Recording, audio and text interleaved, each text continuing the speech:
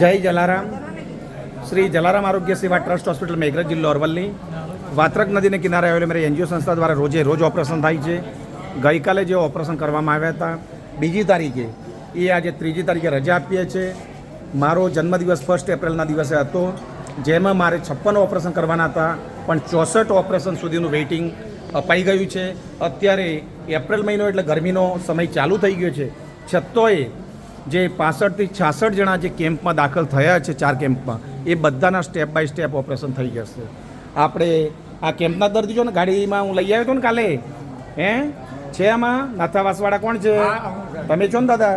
નાથાવાસવાળા, પછી આપણા ફરડીવાળા, બડોદરાવાળા, બધા દર્દી કાલે જે ઓપરેશન કર્યા છે એ 20 દર્દીને સારું છે. કેમ્પના દર્દી છે. રાત્રે જમવાનું કેવું મળ્યું હતું ભાઈ? દાળ ભાત શાક રોટલી બધી તૈયાર ડીશ હતી ને.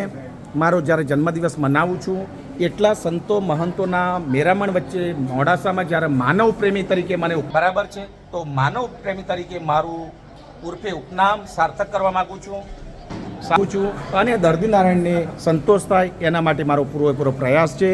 આ 1 એપ્રિલથી લઈ 8મી એપ્રિલ સુધી મારા 56 ઓપરેશન પૂરા થાય એના માટે હું પ્રયાસ કરું છું, અને દર્દી નારાયણને 1 પણ રૂપિયાનો ખર્ચો ન થાય એના માટે મારો પૂરો પ્રયાસ છે. મોડાસાથી 15 દિવસથી અમારા એક ભાવસારભાઈ, જેમને અમારા એસીબીના નેશનલ પ્રેસિડેન્ટ છે, એમની ભલામણ હતી કે સાહેબ અમારા એક નાની ઉંમરના 32 વર્ષના એક ભાઈ છે, એ હેન્ડીકેપ છે, સરસ ઓપરેશન સ્પેશિયલ કેસમાં કેર કરીને એમનું પણ ઓપરેશન કરી આપ્યું છે. બીજા જ્યોતિના એક મારા મિત્ર છે, સુખી સમૃદ્ધ છે, પણ સાહેબ તમારા ટ્રસ્ટ ઉપર પૈસા તો મને ભગવાને ઘણા આપ્યા છે, પણ તમારા ટ્રસ્ટ ઉપર ઓપરેશન કરવું છે એવું પણ જ્યોતિના છો ને તમે?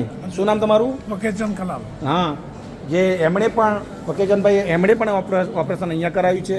અને આ બધા જ દાદા કેમ્પમાંથી આવ્યા હતા ને તમે? બરાબર. નાથાવાસથી તમે એક જ વસ્તુની રાહ જોતા ને, બામણીયા સાહેબ એ દિવસ કરાવું છું ઓપરેશન, અને કાલે હું તમારી સાથે હાજર રહ્યો છું ને. આ જે બધા મારા ટ્રસ્ટ ઉપર ઓપરેશન કરાયા છે બધાને સારું છે. મેં દવા ટીપા ચશ્મા બધું સમજાવ્યું છે.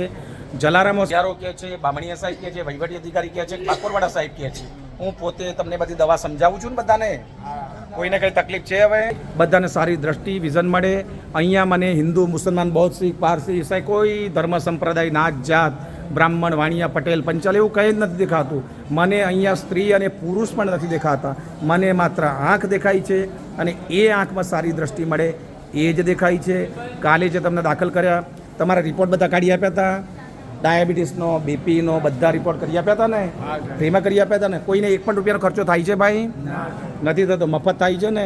અહીંયા કોઈ દાન પેટી નથી, ભેટ પેટી નથી. 365 દિવસ આ ઓપરેશન થાય છે, બરાબર. વિના મૂલ્ય થાય છે, મફત થાય છે. આપ આવો, આગળ આવો, અને માનવ સેવા જ પ્રભુ સેવાનું સૂત્ર ચરિતાર્થ થાય.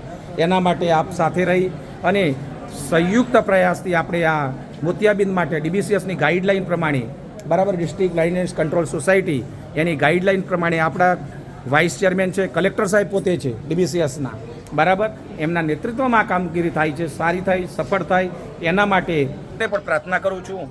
રામ નામ મેં લીન હે દેખ સબ મેં રામ, તાકે પદ વંદન કરું. જય જય શ્રી જલારામ. અસ્તુ.